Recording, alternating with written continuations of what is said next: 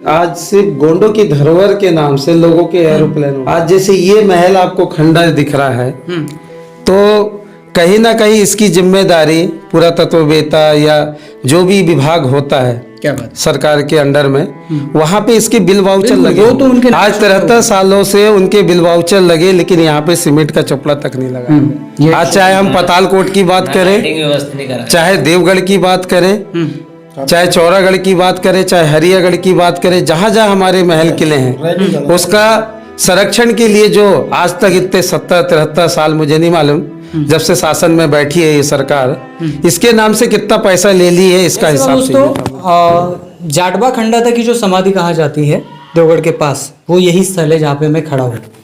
गोंडवाना की धरोहर ऐसी ही तो फैली है। गोंडवाना की धरोहर आपको मेन रास्ते से कभी नहीं मिलेगी, वो आपको जंगल, पहाड़ी, नदी नाले के किनारे ही मिलेगी, क्योंकि गोंड लोगों के पेंस्थल वही होते हैं। तो दोस्तों, आज हमारे साथ यहाँ के क्षेत्र में रहने वाले लोग हैं, जिनसे हम पूछेंगे कि ये क्या है, क्या इतिहास है, क्योंकि मैंने तो किताबें पढ़ी है, लेकिन जो इतिहास है इनके मन में है, इनके पास है, इनके पाटाओं के पास है, तो वो हम जानते हैं। तो हमारे साथ परतेती सर जुड़े हैं। जय सेवा सर। जय सेवा सर। जय सेवा सर। और भूमक संघ भी जुड़े हैं, जो संजू सर मेरे ख्याल से। तो मैं आपको पहला सवाल पूछना चाहूँगा। तो आप यहाँ के रहने वाले हैं, आपका घर भी देवगढ़ के पास है, तो क्या है ये जाटवा खंडाता समाधि है, तो इसकी कुछ कथा कहानी आपके पिता ने आपको बताई होगी, वो बताइए।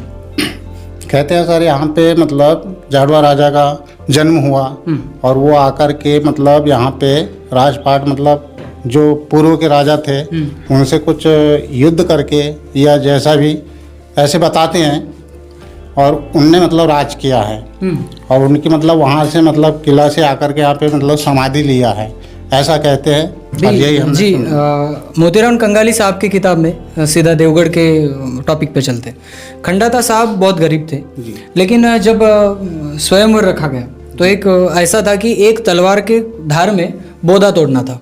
जी, ठीक है, तो बोधा एक तलवार के धार में जाटवा ने तोड़ दिया, उसके बाद वो उत्तराधिकारी बने। तो ये किंवदंती सही है?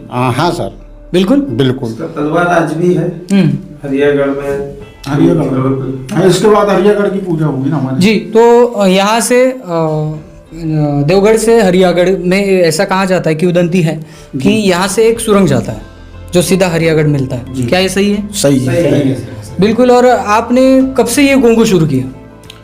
ये सर 4-5 साल हो गए हम लोग कर। उसके पहले नहीं करते थे, हम भूमक संघ के लोग हैं, और हम जो आप छिंदवाड़ा से आते हैं, ठीक है? छिंदवाड़ा से हैं। तो आप भूमक संघ है, ठीक है, आप मानते हैं, हम मानते हैं कि छिंदवाड़ा से आप आते हैं तो पूजा करते हैं जी। लेकिन उसके पहले क्या ग्रामवासी को पता नहीं था जो यहाँ पे समाधि स्थल है? नहीं, करते हैं सर, समाधि स्थल है, ये तो सभी को मालूम है, हमारे पूर्वज भी जानते थे और इसको अच्छे से जानते थे, पूजा करने के लिए आते हैं यहाँ पे भी। आपके पुरखा आते? हाँ जी, हाँ। और आके यहाँ पे तलवार चढ़ाना? हाँ, तलवार चढ़ाना, झालर उतारना, मनोत्री के हिसाब से मनाओ के जो बच्चे हैं इनके लिए मतलब झालर भी उतारते हैं यहाँ पे। बिल्कुल, ऐसा पूजा पाठ। और आपसे मैं पूछना चाहूँगा, आप अध्यक्ष है शायद, ठीक है, तो आपने उससे फ़ोन पे बात भी की थी, तो ये इतना बड़ा अच्छा इमारत है अपनी जो धरोहर है, तो इसको साफ सुथरा रखने के लिए आपने कोई टीम नहीं बनाई? सर अभी तो टीम बनाई नहीं, बनाने वाले हैं। तो आप टीम के द्वारा क्या क्या करने वाले हैं इसको अच्छा रखने के लिए? सर इसके लिए टीम के लिए सर यहाँ तक रोड पहुँचाने के हम लोग प्रयास कर रहे हैं, और हम कोशिश कर रहे हैं कि यहाँ तक रोड पहुँचे और हमारे मार्गदर्शन के लिए, क्योंकि यहाँ पे आने जाने का व्यवस्था नहीं है, तो हम लोग शासन प्रशासन से और कई ऐसे मुद्दे रखेंगे जो मतलब इस चीज़ का फ्लो करेंगे, और यहाँ तक रास्ता बचाने का मार्गदर्शन हम लोग आवेदन देंगे। और दूसरी बात यह है कि ये इमारत जो है अभी खड़ी है, जो हमें लग रही है कि 50-100 साल और रहेगी, लेकिन जब इस पे कोई पेड़ उगेगा, वो पेड़ बड़ा होगा, इसको फोड़ेगा, तो इसका जो अच्छा रखना है, इसको अच्छा रखना है, इसका कचरा निकालना है, स्वच्छ रखना है, तो ये जिम्मेदारी कौन लेगा?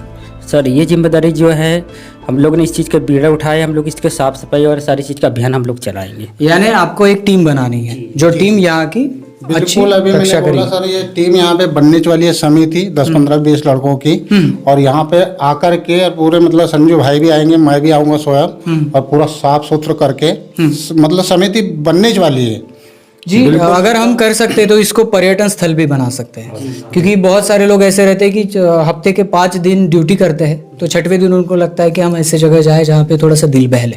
तो ये भी स्थल वैसे ही है, आप अगर छोटा सा प्रयास करते हैं तो हो सकता है आने वाले काल में ये पर्यटन स्थल बने, आपका ट्रस्ट जो है वो आगे बढ़े और आप भी इस काम में आ जाए। तो ये तो ठीक है, आने वाली बात है। तो मैं आपसे पूछना चाहूँगा, आपने कभी चुनाव के टाइम में जब लोग मांगे रखते हैं, कोई एमएलए के लिए खड़ा होता है तो मांगे रखते हैं, तो मांगे आपने ये कभी नहीं रखा कि हमारी जो सांस्कृतिक धरोहर है उसको बचाने के लिए कोई मांग? सर अभी तो मांग नहीं हुई है, और अब जैसे जैसे समझ में आ रहा है अब मांग करने की हम कोशिश कर रहे हैं कि हमारे पूजा पर्व की सुरक्षा हम लोग करना चाहते हैं। बिल्कुल बिल्कुल। और सर आप आइए ना, आपसे थोड़ा सा इधर आइए।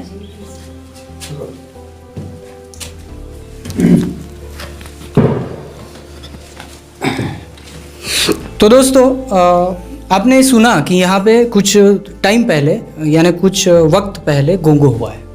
अभी गोंडियन लोगों को गोंगो पता ही होता है, लेकिन फिर भी मेरा वीडियो जो है वो इंडिया का सभी सगाजन देखता है, सभी आदिवासी लोग देखते हैं। तो मैं आपसे एक ही सवाल पूछूंगा, वो ये है कि अपने पुरखा पेंस्थल में गोंगो क्यों किया जाता है? दादा, ताकि जैसे हमने सुना है कि भाई जियत के जो हमारे भगवान होते हैं वो माता पिता होते हैं। क्या बात। और जब वह पैन रूप हो जाते हैं तो वही आजा पुरखा हमारे भगवान के रूप में विद्वान होते हैं, इसलिए उनका देव दवाई का काम यानी गोंगो कार्य किया जाता है। बिल्कुल। आज जैसे हम यदि ले ले पैनक मेड़ी के जो राजा जो 88 शंभु हुए हैं, वह एक राजा थे जिनको भाई अन्य संस्कृति वालों ने उसको दूषित करके अलग नाम से भाई कोयामुरी द्वीप में शंभु भाई महादेव, उनको महादेव बनाकर हम जो कोया वंशी उनसे छीन लिया गया। जी बिल्कुल। तो आप यानी आप भूमिका है, तो मैं एक सवाल और पूछूंगा, क्या गोंडियन पेन स्थलों में ही गोंगो करने का अधिकार है या फिर अलग जगह पे भी गोंगो करने का अधिकार है? नहीं, हम गोंडियन पैन स्थलों में तो गोंगो करते हैं, और अपने जो पैन पुरखा हो जाते हैं, पैनवासी हो जाते हैं, उनका भी कार्य करते हैं। और प्राकृतिक स्थल जो हमारे पेड़ पौधे वनस्पति जल जंगल जमीन, इसकी भी पूजा करते हैं, खेतों में भी पूजा करते हैं। नहीं, ये तो ठीक है कि मैं ये पूछ रहा हूँ कि गोंड जाति को छोड़कर बाकी जो आदिवासियों में बाकी कैटेगरी आती है जी, क्या उनके सामने गोंगो करने का अधिकार दिया है? अब ये तो पता नहीं है, क्योंकि हम तो इतना जानते हैं कि जो आदिवासी आ रहा है तो उन स्थलों में तो हम पैन पूजा कर सकते हैं। बिल्कुल, क्योंकि यह बात महाराष्ट्र से मैं बिलोंग करता हूँ, तो महाराष्ट्र में यह बात देखी गई कि हमारे पेन जो होते हैं उनके पास गोंगो किया जाता है, बाकी के पास महुआ का पानी छोड़ा जाता है और उसके पास गोंगो नहीं किया जाता। तो आपकी जो विचारधारणा थी वो लोगों तक पहुँचे। और आप छोटे से शब्द में कहेंगे कि कोया पुनेम यानी क्या? कोया पुनेम, पुए यानी सत, नेम मतलब मार्ग। कोया पुनेम एक सत्य का मार्ग है जो इस सगा समाज को अंधविश्वास से बाहर निकालता है। यानी कहे तो गोंडी धर्म संस्कृति जो है साइंस है बिल्कुल, और जो जीव जगत है वो उसकी माइंस है। क्या बात है। तो तालियां बजाइए बिल्कुल, क्योंकि दोस्तों हमारे बहुत लोग बोलते हैं कि गोंड लोग अंधविश्वासी होते हैं, लेकिन वो नज़दीक में आकर देखें तो यहाँ पे टोटेम से लेकर गोत्रों तक सभी प्राणियों को हम देखते हैं, उनकी रक्षा करते हैं। तो एक मायने में हम इस नेचर को बचा रहे हैं। तो बहुत बढ़िया उत्तर दिया। तो आपको मुंद शूल सर्री के बारे में कुछ पता है? शारीरिक मानसिक और बौद्धिक विकास, यह त्रिगुण मार्ग, जैसे त्रिशूल में 3 फंक्से होते हैं, परसा भी उसमें 3 पत्ते होते हैं, बेलपाती में 3 पत्ते होते हैं। यह जो त्रिगुण मूल जो मार्ग है जो हमारे शंभू बाबा ने बताया था कि इसके माध्यम से अपना सर्वोच्च विकास अपन कर सकते हैं। शारीरिक मानसिक और बौद्धिक, ये तीनों विकास यदि हमारा हो जाता है तो हम वही शंभू की रास्ते में चलने के लिए तैयार हो सकते हैं। क्या बात है। तो और एक सवाल, अभी आप दे रहे तो मुझे भी इंटरेस्ट आ रहा है। तो ये मुंद शूल सर्री किसने दिया था मार्ग? ये हमारे शंभू बाबा, शंभू सिख जी उन्होंने दिया था। तो कोया पुनेम को तो आपने समझा दिया। सल्ला शक्ति के बारे में भी बहुत थॉट क्लियर है। तो आप ये बताना चाहेंगे कि हमारे यहाँ पे जो पूजा आपने देखी है जी, ये तलवार चढ़ाना तो जाटबा के लिए एक बहुत अभिमान का काम है, लेकिन फिर भी हमारे स्थलों में कोरी हुई मूर्तियाँ नहीं होती, जी और हमारे स्थलों में ये जो पूरा सामान दिख रहा है आपको, ये नैसर्गिक होता है। जी। ऐसा ही क्यों? हम अगरबत्ती क्यों नहीं लगाते? हम बाकी केमिकल क्यों नहीं लगाते? क्योंकि हम प्रकृति को पूजते हैं, आकृति को नहीं। क्या बात है दोस्तों।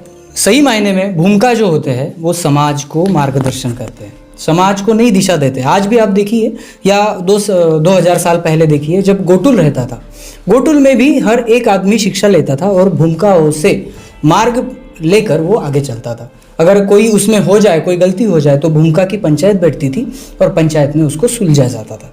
तो आज अगर हमारे समाज को ऐसे भूमिका मिले हैं तो मैं बहुत ही आशा करूंगा कि जल्दी से जल्दी लोगों को कोया पुनम समझ में आएगा। तो दोस्तों आगे भी चलते हैं, देवगढ़ का भी इतिहास इनसे बोलना है। मेरा एक और था कि आज सिर्फ गोंडों की धरोहर के नाम से लोगों के एरोप्लेन उड़ रहे हैं। आज जैसे ये महल आपको खंडर दिख रहा है, तो कहीं ना कहीं इसकी जिम्मेदारी पुरातत्ववेत्ता या जो भी विभाग होता है, क्या बात, सरकार के अंडर में, वहां पे इसके बिल वाउचर लगे होंगे। बिल्कुल, वो तो उनके आज 73 सालों से उनके बिल वाउचर लगे, लेकिन यहाँ पे सीमेंट का चपला तक नहीं लगाया गया। आज चाहे हम पतालकोट की बात करें, चाहे देवगढ़ की बात करें, चाहे चौरागढ़ की बात करें, चाहे हरियागढ़ की बात करें, जहाँ जहाँ हमारे महल किले हैं, उसका संरक्षण के लिए जो आज तक इतने 70-73 साल, मुझे नहीं मालूम जब से शासन में बैठी है ये सरकार, इसके नाम से कितना पैसा ले ली है, इसका हिसाब चाहिए था मुझे। क्या बात है। और यही जो बात है, ये हम तब कर सकते हैं जब हम यूनिटी में हैं, हमारी एकता बढ़े और हम सरकार से सवाल करें, तब जवाब तो जरूर मिलेगा। लेकिन जब हम सवाल करेंगे तब मिलेगा, सवाल ही नहीं करेंगे तो वो जवाब देने में तुले ही नहीं है। और दूसरी बात, जो चुनाव की बात मैंने पहले बोली थी आपसे, चुनाव की बात इसलिए बोली कि आपको तभी यहाँ शर्तें रखनी, जो इंसान चुन के आता है उसके सामने यह शर्तें रखनी है कि अगर तुम चुन के आओगे तो हमारे अस्तित्व के लिए लड़ाई करोगे, नहीं तो फिर गोंडों के नाम लेकर, गोंडों के वोट लेकर कुछ काम नहीं है। तो ये बहुत बड़ी बात आपने कह दी। तो आगे भी देवगढ़ में हम वार्तालाप करेंगे। तो एक बार जोर से जय सेवा वाला नारा गूंजना चाहिए। हड़ा बेटा